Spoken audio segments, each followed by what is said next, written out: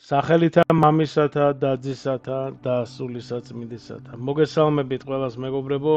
დღეს ჩვენ ვისაუბრებთ ძალიან საინტერესო თემაზე. ეს არის შიში, დეპრესია, შფოთები, აზრები, ნევროზი.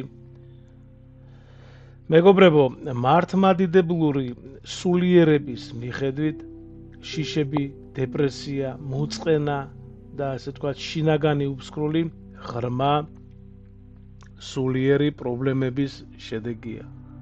ეს ნიშნავს, რომ ადამიანი დაშორებულია ღმერთს და ხშირად ეშმაკის ცდუნების მსხვერპლია. ღვთის შიში განსხვავდება, მეგობრებო, სხვა შიშებისგან. აი, წმინდა ბასილი დიდი ამბობს, როცა ადამიანს ღვთის შიში აქვს, მას არაფრის ეშინია. არც სიკვდილიც. მთავარია, მეგობრებო, ჩვენი რწმენა და იმედი ასევე სწრაფვა ღვთისკენ უნდა გქონდეს და იყოს მიმართული. მაშინ სხვა შიშები ამიჯერად მეორეხარისხოვანი ხდება. მეგობრებო, წმინდა იოანე კიბის აღწერელი გვაფრთხილებს, რომ უსაფუძვლო შიში ხშირად ამპარტავნების ნიშანია. აი, ნახეთ, კიდევ ერთხელ გავემეორებ, აი, ნახეთ, დაუკვირდით რას ამბობს ეს წმინდა მამა იოანე კიბის აღწერელი, რომ უსაფუძვლო შიში ხშირად ამპარტავნების ნიშანია. ამპარტავანი სული შიშის მონაა. იგი ეყრდნობა საკუთარ თავს და მცირეოდენი ხმაურისა და ჩრდილისაც კი ეშინია. წმინდა იოანე ოქროპირი ამბობს, რომ მხოლოდ ცოდვა საშიში. ღარიბობა, ესე ვთქვათ, ავადმყოფობა ან სიკვდილი ღმერთთან კავშირს არ არღვევს. რწმენა და ღმერთთან სიახლოვე კი ნუგეჭსა და იმედს გვაძლევს. ეხლა შიშის მიზეზები რა არის, მეგობრებო, და დამარცხება როგორ შეიძლება დაუძლიოთ, ხო? შიში, შფოთი და დეპრესია ხშირად ეშმაკის ცდუნების შედეგია, მეგობრებო, რომლის მიზანია ადამიანს განსაცდელი მოუწყოს და ღმერთისგან განაშოროს. ღვთისგან გაშორება. წმინდა თეოფანე დაყუდებული გვირჩევს, რომ ყველა შფოთვა ღვთის ხელში ჩავაბაროთ. უფლის ნებას დავემორჩილოთ, არ ვინერვიულოთ ზედმეტად და მოთფინებით გადავლახოთ სირთულეები. ჩვენ, მეგობრებო, ხშირად ფიქრობთ, ხოლმე ნერვიულობთ და სახარებაში როგორ ბრძანებს უფალი, ხო? არაფერია, ესე ყველაფერი ღვთისნებაა, მეგობრებო. ყველაფერი განაღმერთის ხელში არ არის. ჩვენ ნერვიულობთ, ჩვენ შფოთვა გვაქვს, რაღაც აზრები მოგვიყვება, რა მოხდება ერთ წლის შემდეგ, ერთ თვის შემდეგ, ერთ კვირაში, ან თუნდაც ხვალზე. არა, უნდა ვიფიქროთ, აი ეს როგორ მოხდება, თქვა, სამსახურში, ან დავიწყებ, არა, ჩავაბარებ, მექნება ეს მეყოლება და 1000 რაღაცა, ხო ხდებით? არ უნდა ვიფიქროთ, როგორც უფალი ბრძანებს, ხვალ ყოველ დღეზე, დღეს აქ თავისი საზრუნავიო. ჩვენ უნდა ვიცხოვროთ აი დღეს, აი ამ წუთას, აი ამ წამს ვიცხოვრეთ. ადამიანს შეიძლება კონდეს ასეთი რამ, რომ მას კონდეს ცოდვა ჩადენილი, მომაკვდინებელი ცოდვა და ის განიცდიდეს და ნერვიულობდეს, რომ აი რომ ღმერთი ამას მე არ მაპატიებს, ხო? და ეს მცდარი არის, მეგობრებო. აი, მოდით ავიღოთ იუდას მაგალითი და პეტრეს. მე ხშირად მომყავს ხოლმე, ხო? და ჩვენ ვიცით, რომ იუდამ, ხა ამაზე დიდი ცოდვა რა უნდა იყოს, ხო? თვით უფალი, ესე იგი ღმერთს უხალატა და ქრისტე გაყიდა 30 ვერცხლად, წარმოიდგინე და იუდამ, ხო? რა საშინელი ცოდვაა და ეხლა ნახეთ, ეს უფრო მეტი პეტრეს უფრო დიდი ცოდვა აქვს ვიდრე იუდას.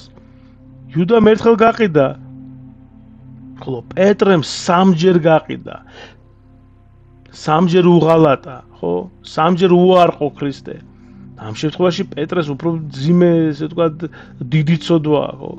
მაგრამ ნახეთ, იუდამ წავიდა, როგორც წერია სახარებაში, მოინანია, ესე იგი და თავი ჩამოიხჭა, ხო, თავი მოიკლა. ეს რა სინანულია ასეთი, ხო? და პეტრემ წავიდა და ესე იგი ის ნანობდა, ცხარეცრემლი ტიროდა და სინანული ქონდა მას. და უფალმა შეუნდო მაგას, მიუტევა და უფრო მეტიც მოციქულთა თავი გახდა, ხო? პეტრე და პავლე, პეტრე გახდა, ხო, წარმოიდგინეთ. ამიტომ იმის თქმა მინდა, მეგობრებო, რომ ვისაც გვაქვს, ჩვენ ყველანი ცოდვილები ვართ. ხო, ადამიანები სუსტები ვართ ჩვენ. და ვისაც გააქვთ ეს ცოდვა, არ უნდა შეგწყვეტ არა და იმიტომ რომ თქვენ წადით აღსარებაზე და თქვენ ესე იგი ჩააბარეთ აღსარება, მოინანიეთ და აღსარებაში და რაც თავარი აღარ გაიმეოროთ ეგ ცოდვა და ეზიარეთ. უფალი რა თქმა უნდა გაპატიებთ, რა თქმა უნდა გაპატიებთ. ეხლა მე ამაზე ვისაუბრე, ცოტა თემიდან გადავედით, იმიტომ რომ ზოგს აქვს შეიძლება ესეთი პრობლემა, რომ აი რცხვენია, არ მიდის და ესე იგი კლავს ეს და ნელ-ნელა ამიტომ ეშმაკი უნდა ხო იცით როგორ არის ეშმაკი ჯერ ეუბნება რომ ესე იგი მიდი ჩაიდინე ცოდვა, იმიტომ რომ ღმერთი ხო დიდი მოსიყვარულე მამა, ხო ის გაპატიებს შენ, ის შეგიწყალებს და მე როდესაც ადამიანი ჩაიდებს, ამ ცოდვას ეუბნება რომ ეს რა ქენიო, ეს როგორ ეს რა ჩაიდინეო, ღმერთი ამას არ გაპატიებს და ესე იგი ჯოჯოხეთში წახვა და შენ ესე იგი მოკლედ ასე და ასე გასაგებია, ხო? ამიტომ არა, ვისაც გაწუხებთ და მიხვიდეთ და აი ზუსტად ჩვენი თემა რაც არის, ფიქრი არ უნდა ფიქრობდეთ, რა თქმა უნდა, წარსულზე რომ ეს როგორ გავაკეთე, მაგრამ რა თქმა უნდა, აი ხო იცით როგორც არის, როდესაც ხელს გაიჭრი, ხო? ეს ჭრილობა ხო იმ წარსულზე ხო არ შუშდება, არა რაღაცა პერიოდი ჭირდება, ერთი კვირა, ერთი თუთოდაც რამოდენიმე თვე გრძელდება. ასე არის ჩვენი ცოდვას, როდესაც ადამიანი ჩაიდენს ცოდვას, ხო ის მას აწუხებს სინდისი, ხო, შინაგანი ხმა რაღაცა და რა თქმა უნდა ეს ჭრილობასავით ნელ-ნელა მოშუშდება და გაივლის. ამისთვის უფლის ლოცვა არის საჭირო და ეს უდიდესი იარაღი, ხო, მტრის წინაშე მტერი, რომელიც ერთადერთი მტერია კაცობრიობის, ეს არის ეშმაკი, სატანა. ხო, ამიტომ უნდა ვილოცოთ, უფალო იესო ქრისტე, შემიწყალე მე, დიდება შენ და უფალო და მადლობა ყველაფრისათვის. უფალო იესო ქრისტე, შემიწყალე მე. აი ესე უნდა ვილოცოთ, მეგობრებო და აი ეს აზრები აქედან მოგდის. და მეცაც გეტყვით, ბუკვალურად შეიძლება აზრმა მოკლას ადამიანი. და აი ეს აზრები, მეგობრებო, მარტივად რომ თქვათ, აზრი, როდესაც შემოგივათ, ხო, ეს შიშები, აზრები, ხო, რაღაც. და ნახეთ, მოკლედ და მარტივად რომ გითხრათ. იქნება აი რაღაცას უშველოს, ხო? ნახეთ, რამდენად თქვენ უფრო, ესე იგი, თქვენ ფიქრობთ იმაზე, ხო, იმ აზრზე, თქვენ ნერვიულობთ, განიცდით და ფიქრობთ და ეს იზრდება. ანუ რამდენად ჯერ თქვენ ფიქრობთ, ხო, იმდენად ის იზრდება. აი ეს ბუშტივით იბერება. არ უნდა შემოუშვეთ, შემოვიდა აზრი. გაჩერდით, დამშვიდდით და თქვით, უფალო იესო ქრისტე, შემიწყალე მე. იჯვარი გადაიწერეთ და ესე დაიწყეთ. კიდე შემოვა, რამდენჯერაც შემოვა, იმდენჯერაც თქვი. ეს ლოცვა. ღმერთმა გაგაძლიეროთ. წმინდა პაისი ათონელი გვასწავლის, რომ მიწიერი ნივთები სულში შფოთს იწვევენ, ხო? ამიტომ მნიშვნელოვანია შინაგანი სიმშვიდე.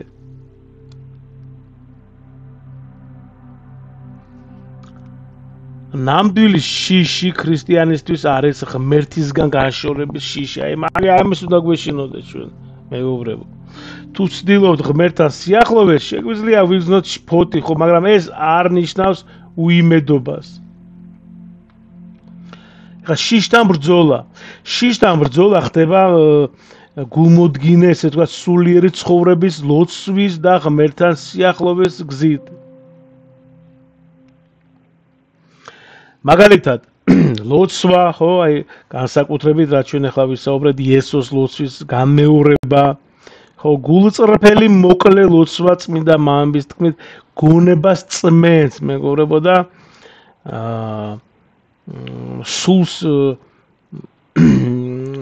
სულს ღმერთთან აკავშირებს.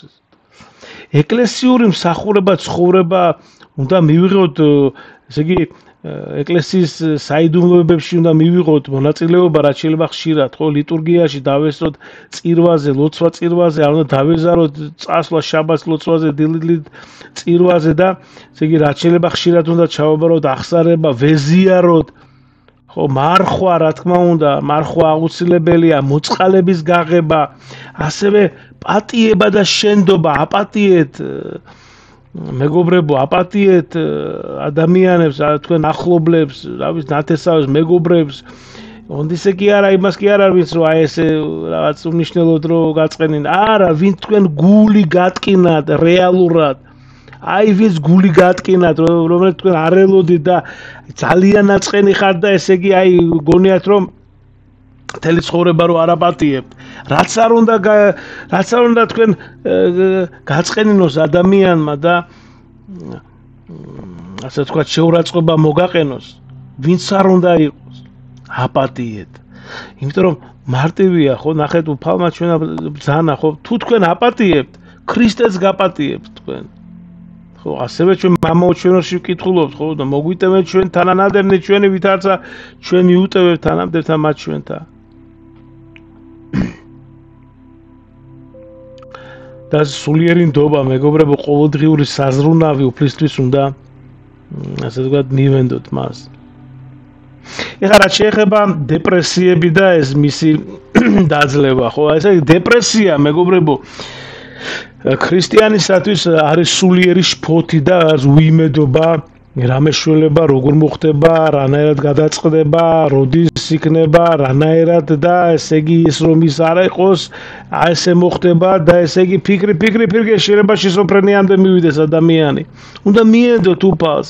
გასაგებია ახლა თქვენ შეიძლება იტყვით და გაიფიქროთ, რომ ესე იგი ეს ადვილია ასე, ხო, თქვა საუბარი და ლაპარაკი, მაგრამ რომ თქვა როგორ უნდა იზრუნო, თქვა იქ შვილზე, იქ თქვა ყოველდღიურ პრობლემაზე თუ თქვა რაიმე არსებობს, გასაგებია, კიდევ ერთხელ ვიმეორებ, რა თქმა უნდა იფიქრო, აბა თუ არ იფიქრებ, მაშინ ესე იგი გონება შეზღუდული იქნები და ხო ხტებით ეხლა.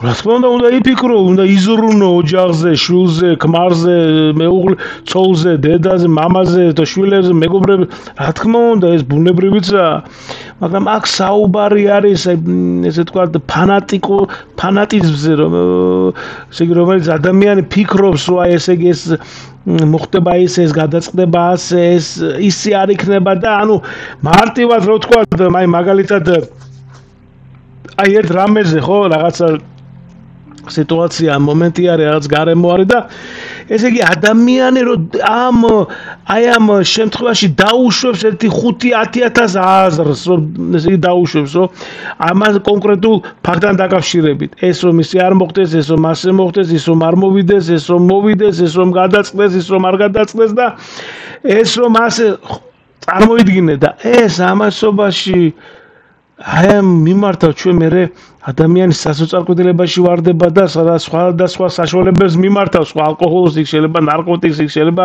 კიდე რაღაც გართობაში და მიმართოს ხო და განვლოს ეს თქვა დღე და ეს რაღაცა წუთიერი სიამოვნებები და რა ამითი რა გადაწყდება პრობლემა შენ რო დათვრები მაგრად მეორე დღეს ესე იგი რა გადაწყდება ამით პრობლემა? არა, რა თქმა უნდა. და მეტიც უფრო ვარესი იქნება, უფრო ესე იგი იქნება ამ წუმპეში ესე თქვა. ამიტომ აქ იქნება ჩვენი აქ მჟღავდება ჩვენი რწმენა და ქრისტე გიყურებს თუ როგორ მოიქცევი ახლა შენ. სწორედ გაჭირვების ჟამს, განსასწრების ჟამს არის ჩვენი ესე თქვა გამოსτα, ხო? და უნდა მიმართოთ უფალს. ის ყოველთვის თქვენთან ერთად არის, ჩვენთან ერთად არის და გვისმენს. უფალო იესო ქრისტე, შემიწყალე მე. უფალო იესო ქრისტე, შემიწყალე უფალო იესო ქრისტე შემიწყალე ილოცეთ მეგობრებო ილოცეთ და დამიჯერეთ ამაზე ძლიერი ამას ფასი არ აქვს ამ ლოცვას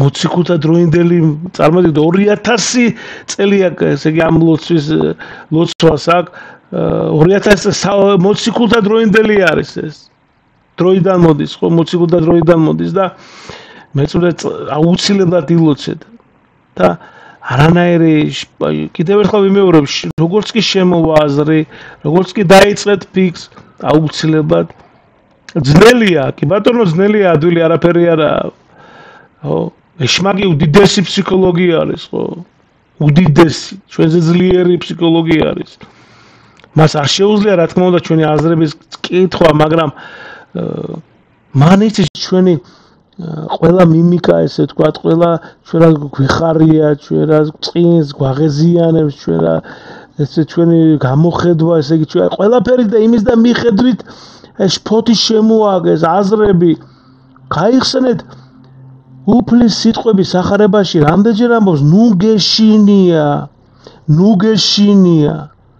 ნუ გეშინია ბიბლიაში 365 ჯერ არის ნათქვამი ნუ გეშინია სინონიმური სხვადასხვა არის მაგრამ აზრი ერთია ნუ გეშინია ამბობს ღმერთი ანუ თითქოს და წელიწადის ყოველ დღეს გეუნება რომ ნუ გეშინია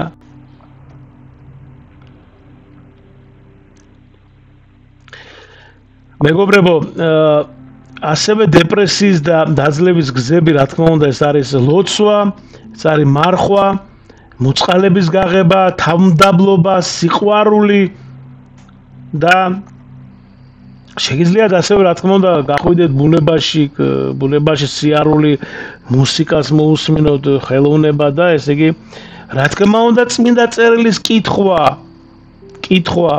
და აქვე მინდა ვისარგებლო აი არხით შევქმენი რომ ბიბლია არის არხზე მაქვს მე უკვე სრულად ნამდვილად სრულად ატვირთული არის ვიდეოები მათე და იოანეს სახარება წმინდა მამის გამარტებით ასევე მოусმინეთ ვინც არიან უსინათლოები ესე იგი შეუძლიათ რომ მოусმინონ ასევე ვისაც სმენის პრობლემა აყურებით ესე იგი შეუძლიათ წაიკითხონ იქ ქართული ტიტრები არის ყოველ ვიდეოში ძველი ახთმაც მაგალითად მართალია ჯერ მხოლოდ ერთი წიგნი დაბადება ამიტომ წაიკითხეთ მოусმინეთ უფრო ჯობია რომ წაიკითხოთ მაგას ვისაც არ აქვს დრო მე ვიცი რომ ბევრი ემიგრანტები ჩვენ ქართველები გვისმენს საზღვარგარე და ერთი დღეში ერთი თავი რო წაიკითხო ან მოусმინო აი სახარებას კიდევ ერთხელ ვიმეორებ ჯობია რომ წაიკითხო რა თქმა უნდა ამაზე დიდ საქმეს დასიზავ ადამიანო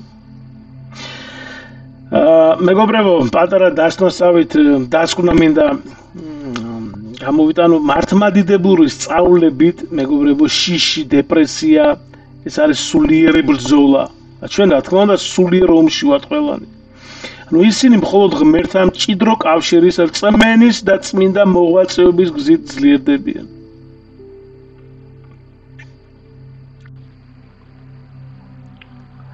წმინდა მამები გვასწავლიან რომ განსაცდელის საშუალებას გვაძლევს გავიწმინდოთ სინდისი და მივუახლოვდეთ ღმერთს უიმედობა სულიერ დაცემას ნიშნავს ანუ როდესაც ადამიანი ლოცულობს ეზიარება ღმერთთან ახლოს არის ხო წირვაზე არ ეზარება წირვაზე ეს როგორ შეიძლება რომ წირვა გააცდინო ესე იგი ერთ კვირაში ხო 6 დღე გაქვს და ერთ დღეს ესე იგი ერთ დღეს არაძლევ ესე თქვა უფალს სად ნახევარი რომ მიხვიდე კვირაში ერთხელ დადგე წირვაზე დაესწრო წირვას ხო და რა თქმა უნდა თუ შენ ივლი ესე იგი ყველაფერს გააკეთებ ეზიარები ილოცე მარხვას დაიცავ მოწყალებას გაიღებ თავდაბალი იქნები დაესწრები წირვა ლოცვა შაბათ-კვირას ეზიარები ეს გავა მეგობრებო შიშები შემცირდება ძალიან შემცირდება ასევე გულწრფელი რწმენა და სულიერი ცხოვრება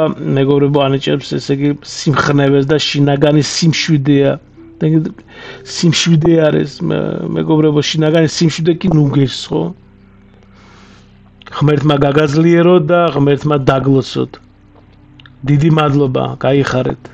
მადლი უფლისა ჩვენისა იესო ქრისტესა და სიყვარული ღვთისა და მამისა და ზიარება სული საწმინდისა იყოს თქვენ ყოველთა თანა.